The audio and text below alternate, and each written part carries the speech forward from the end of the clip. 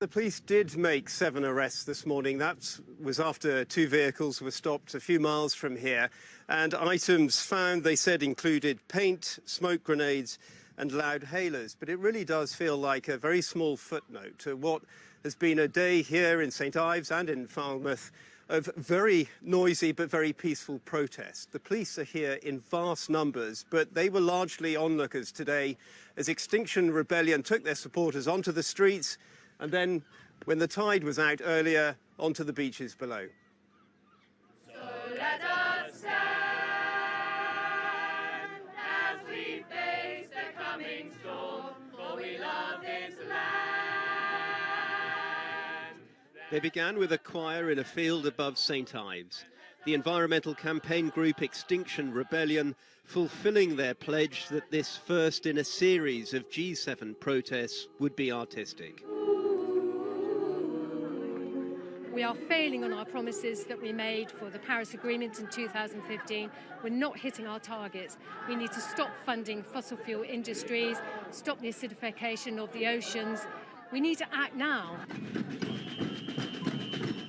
And then they marched towards St Ives. Other campaigns featured, but sounding the alarm for climate justice was the central theme. For residents of this town, with warships in the bay, a hotel closed by an outbreak of COVID, and now this, events are unfolding at pace. Each to their own, you know. I like the music. As long as it's peaceful, I don't mind. It's quite an exciting time watching all the traffic and that going up and down, yeah. Very good. 30 miles away, early risers in Falmouth came face to inflated face with another artistic protest, the Biden-Johnson blimp. This courtesy of the Crack the Crises coalition of more than 70 UK charities, with vaccine justice at the heart of their messaging today. Crucially, it's on the financing that this summit will truly be judged. We've estimated that the cost of vaccinating the world is somewhere between $50 billion and $66 billion. So the Prime Minister really has 24 hours to show us the money.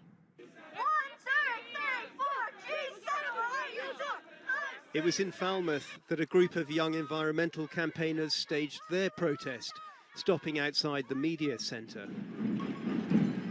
Back on the beach in St Ives, the Extinction Rebellion protests saw the biggest crowd, taking to the harbour in their hundreds, among them Mary Holmes from Twickenham. People are very envious that I'm here because they know that this is really the most important issue of our time, I think. The government has said it is making climate change a central theme to this summit. Yes. Presumably very happy with that? Yes. Yes, I am, but I think we've still got to do more. They are achieving net zero by 2050, but I think it's not enough.